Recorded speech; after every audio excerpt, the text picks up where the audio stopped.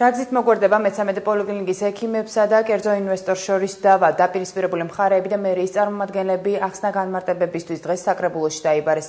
დედაქალაქის მერია კი, რომელმაც ტენდერი ჩაატარა, ვითარების შესწავლის ინიციატივით გამოდის. ექიმები, რომლებიც ტენდერის ობიექტურობას ეჭვქვეშ აყენებენ, უფლებების დაცვას და სამუშაო პირობების შექმნას ითხოვენ. თავის მხრივ მედიკოსთან მიერ ხელის შეშლის ფაქტებზე საუბრობს ინვესტორი, რომელსაც აღებული ვალდებულებების შესასრულებლად მიცემული ვადა ეწურება. Რათანხაც მას გადახდილი და რაც დახარჯული აქვს, გადამიხადონ უკან, არ ვიცი ეს ვინ იქნება, მერია იქნება, ცენტრალური, არ ვიცი ეს ჩემი. დიახ, მერტმა მშვიდობაში მოხდა. მერიის გამოცხადებულ ტენდერში გამარჯვებული ინვესტორი, რომელმაც მე-13 პოლიკლინიკა და სამკურნალო დაწესებულება შუა ქალაქი შეისყიდა, მზადდა თანხის უკან დაბრუნების შემთხვევაში კლინიკები ექიმებს გადასცეს.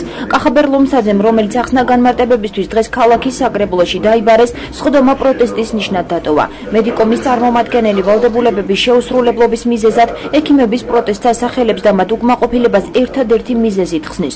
ლომსაძის თქმით, ექიმებს რეალური შემოსავლის დამალვა სურთ. ახალი მმართველის დანიშვნაზე კი ინვესტორი პასუხისმგებლობას იხსნის და აცხადებს, რომ გადაწყვეტილება დედაქალაქის მთავრობამ მიიღო. გაკეთდა აფთიაქი, გაკეთდა კეთდებოდა რეგისტრატურა, მაგრამ ეს ხალხი ამის წინააღმდეგი იყვნენ და კარგად მოგეხსენებათ რატომ, იმიტომ რომ ეს გამოიწვევს იმ თანხების კონტროლს, რაც არ არის კონტროლირებადი. მერიის მიერ ჩატარებულ ტენდერში კანონდარღვევის ფაქტებს გამორიცხავს მამუკა ქაცარავა. მერიის სოციალური მომსახურებისა და კულტურის სამსახურის უფროსი ვითარების შესწავლის ინიციატივით გამოდის და არ გამორიცხავს სხვა კომპეტენტურ უწყებებთან ერთად საკითხით ფინანსური პოლიცია დაინტერესდეს. რაც შეეხება ახალ მმართველს, ქაცარავას თქმით, ამ პოსტზე მერიამ ინვესტორის მიერ წარდგენილი კანდიდატურა დაამტკიცა. მიზეზი კი აღებული ვალდებულებების შესრულებაში ხელშეწყობაა. პოლიკლინიკა უნდა იქნას დეტალურად შესწავლილი შესაბამისი ორგანოების მიერ. იმაში რომ დარღვევა იყო ამ პოლიკლინიკების გასხვისების დროს. მე ნამდვილად ვერ გვიტყვი, არ ამგონია, იმიტომ რომ ამას სხვა სამსახური აკეთებს, მაგრამ ამის წინააღმდეგი რომ პრივატიზება გაკეთებულიყო პირველადი ჯანდაცვის, მე პირადად არ ვიყავი წინააღმდეგი. 2012 წელს მერიის მიერ გამოცხადებულ ტენდერში კომპანია მედიკომმა გაიმარჯვა, რომელიც მე-13 პოლიკლინიკისა და შუა ქალაქის წილების მფლობელი გახდა. მის საკუთრებაში გადავიდა ლაღეძის ქუჩაზე მდებარე შენობა ნაგებობაც. ექიმები, როგორც მერიის მიერ ჩატარებული ტენდერის შედეგებს, ისე სახელმწიფო პოლიკლინიკის კერძო მფლობელისთვის გადაცემას ეწინააღმდეგებიან. მათი თქმით, რამდენიმე დღის წინ უკანონოდ მოხდა ხელმძღვანელობის შეცვლაც. პოსტი კი ინვესტორის წარმომადგენელმა დაიკავა, რომელსაც ექიმებმა სამუშაო ოთახის გარეთ აუჭედეს. ექიმების პროტესტს მედიკოსთა პროფკავშირის თავმჯდომარეც იზიარებს და აცხადებს, რომ სახელმწიფო პოლიკლინიკის გაუქმებით ათასობით ბენეფიციარი სამედიცინო მომსახურების გარეშე დარჩა. ახლა მოიყვანა უკვე თავისი დირექტორი, თავისი კანდიდატურა, რომელსაც ბერკეტები აბსოლუტურად ჩაუგდო მერიამ ხელში.